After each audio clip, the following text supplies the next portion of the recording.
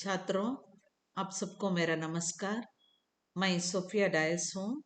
मंगलुरु विश्वविद्यालय के CBCS पाठ्यक्रम के अंतर्गत प्रथम सेमेस्टर BA छात्रों के लिए निर्धारित पाठ्यक्रम में व्याकरण का विषय रखा गया है वर्ण विचार। इसमें स्वर और व्यंजन पर मैं आज पढ़ाऊंगी।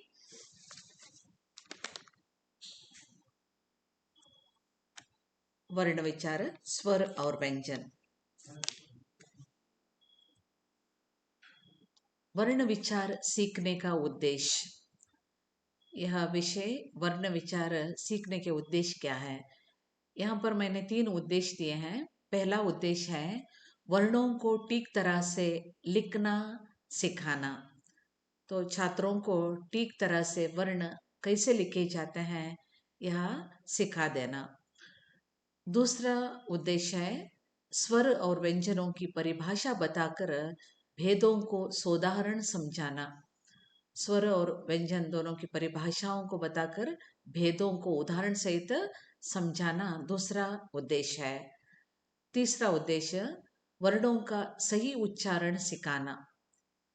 यह पाठ पढ़ाने से छात्र वर्णों का सही उच्चारण जान सकेंगे।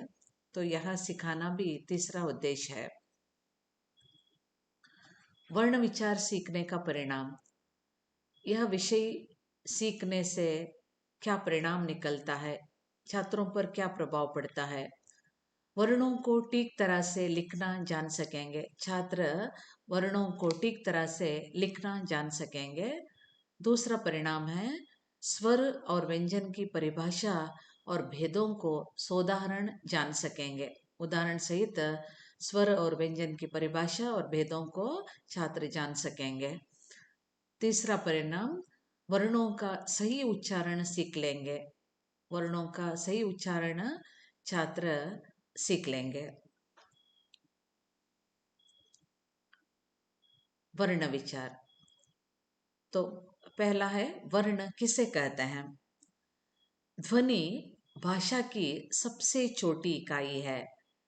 भाषा की सबसे छोटी इकाई यानी सबसे छोटा टुकड़ा है। एक व्यक्ति जब अपने उच्चारण अवयवों द्वारा ध्वनियों का मौखिक रूप से उच्चारण करता है तो लिखित रूप में उन्हें जिन चिन्हों के रूप में पहचाना जाता है, तो जब वह उच्चारण करता है तब उन्हीं ध्वनियों को लिखित रूप में जिन चिन्हों के रूप में पहचाना जाता है वही ध्वनियाँ वर्ण कहलाते हैं। तो यहाँ पर इसकी संक्षिप्त परिभाषा इस तरह है। वर्ण सबसे छोटी ध्वनि जिसके और टुकड़े नहीं हो सकते उसे कहते हैं।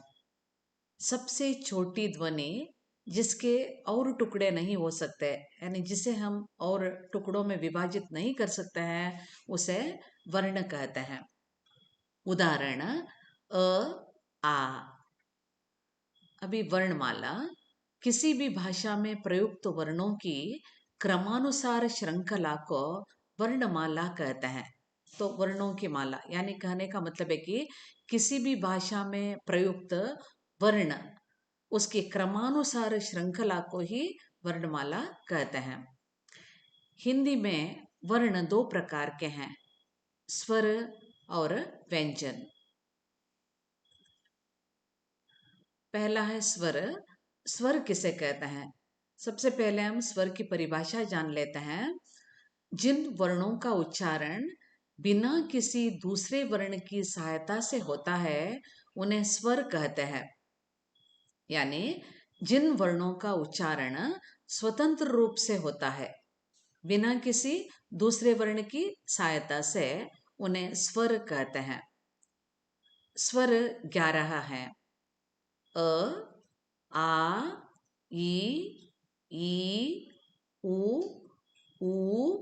ऋ, ए, आई, ओ, औ।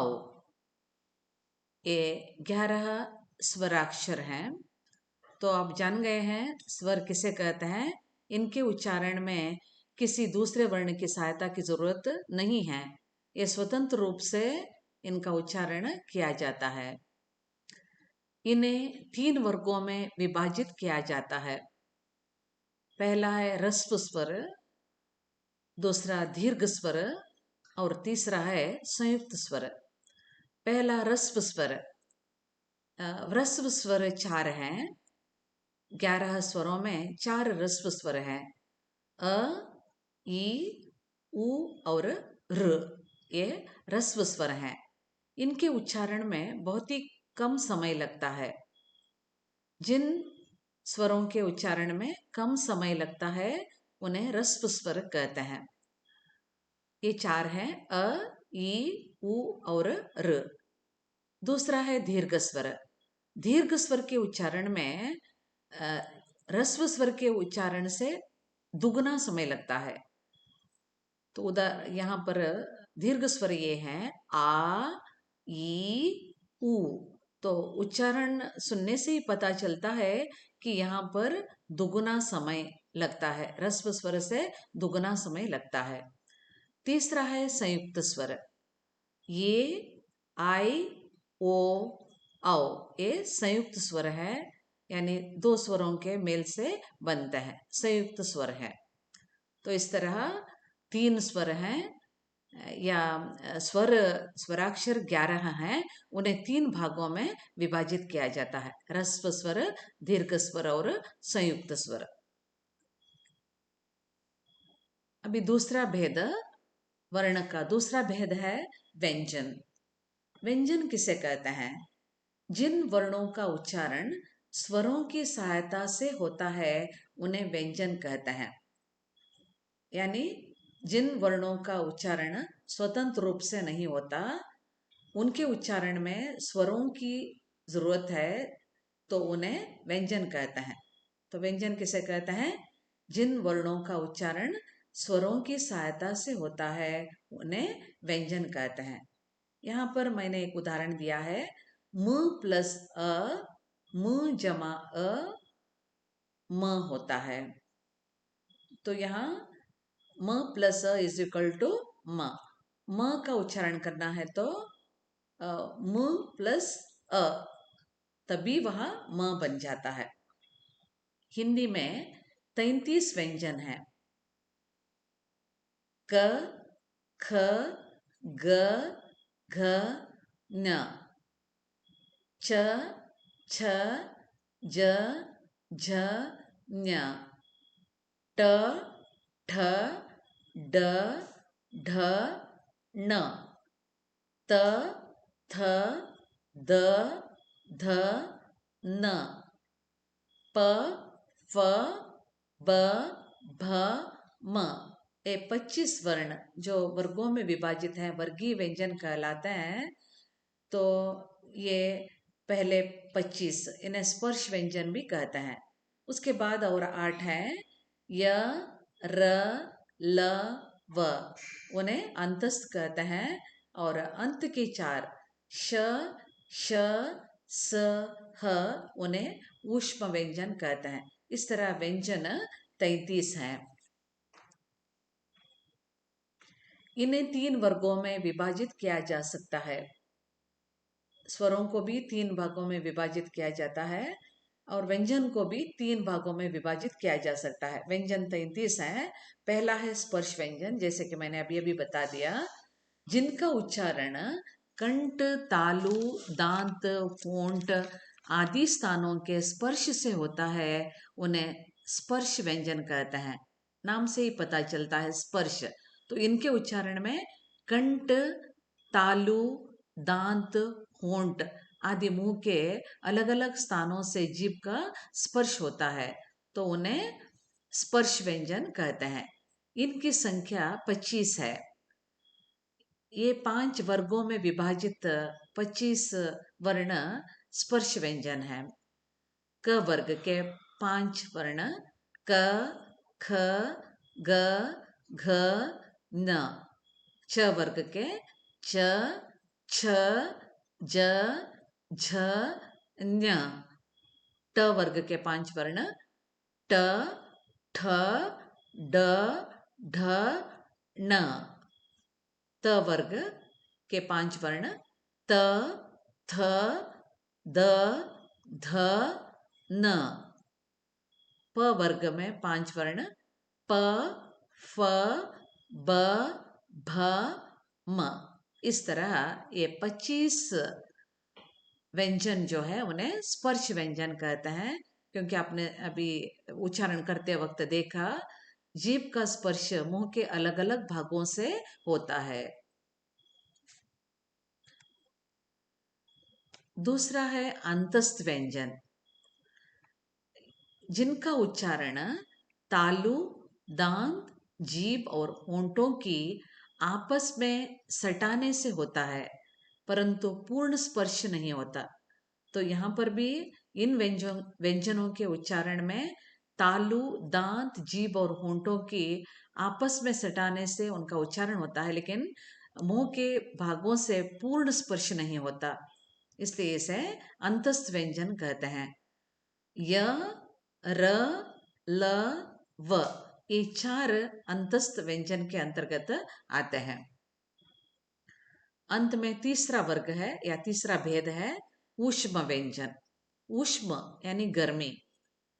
इनका उच्चारण रगड़ या घर्षणा से उत्पन्न ऊष्म वायु से होता है। इनका उच्चारण रगड़ या घर्षणा से उत्पन्न ऊष्म वायु से होता है। यानी कहने का मतलब है कि इन व्यंजनों का उच्चारण करते समय मुंह में एक प्रकार की गर्मी, एक प्रकार की ऊष्मा उत्पन्न होती है। आप उच्चारण करके देखिए, ये 4 ऊष्म व्यंजन हैं। श, श, स, ह। तो इन 4 व्यंजनों के उच्चारण करते वक्त मुंह के अंदर एक प्रकार की ऊष्मा या गर्मी उत्पन्न होती है, तो उन्हें ऊष्म व्यंजन कहते हैं। इस तरह व्यंजनों को 3 भागों में विभाजित किया गया है: स्पर्श व्यंजन, अंतस्थ व्यंजन और ऊष्म व्यंजन। इनके अलावा हिंदी में कुछ और वर्ण हैं, ये स्वतंत्र नहीं हैं, ये संयुक्त व्यंजन है।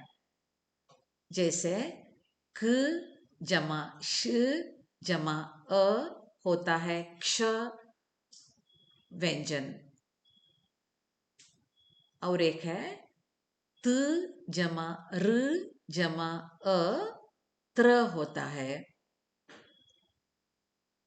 तीसरा व्यंजन है ज जमा न जमा अ ज्ञ होता है।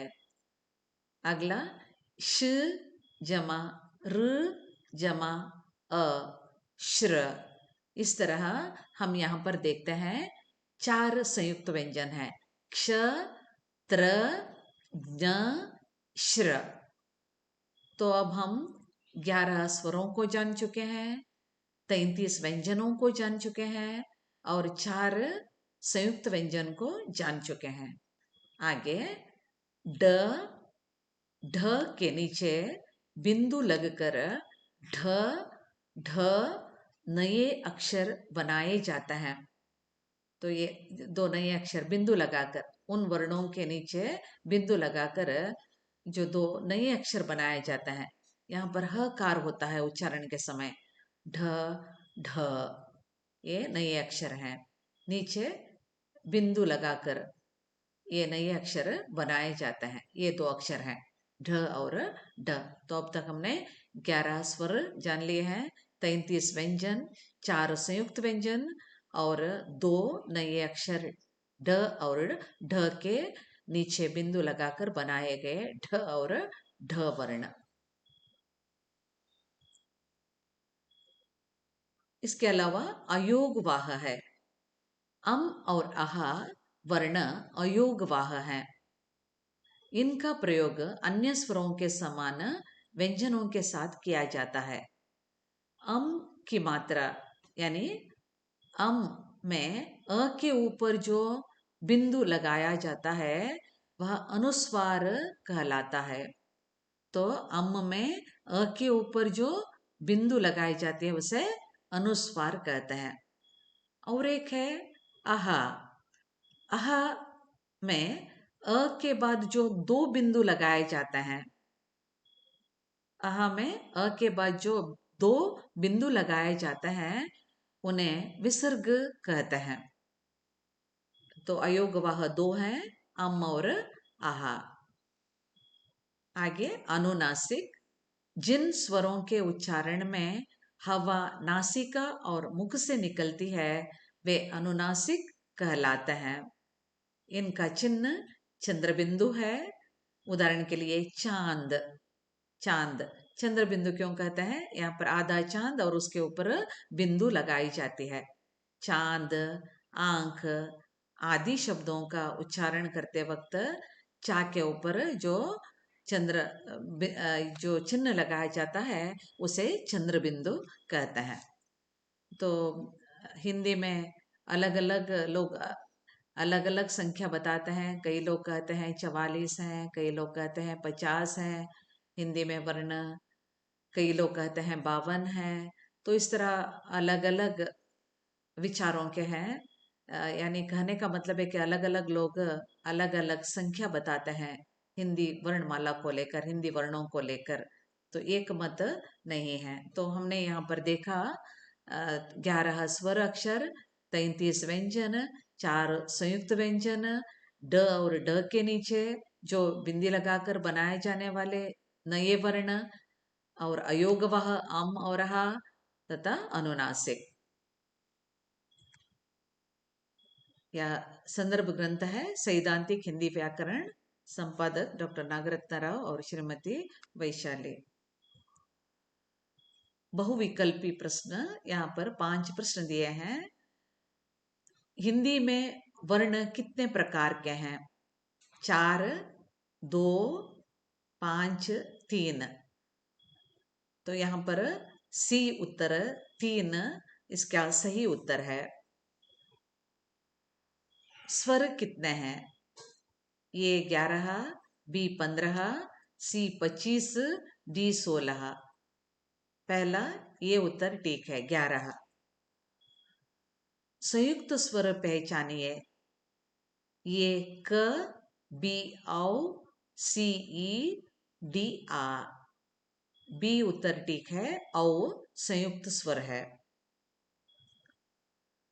चौथा प्रश्न है, जिन वर्णों का उच्चारण बिना किसी दूसरे वर्ण की सहायता से होता है उन्हें क्या कहते हैं?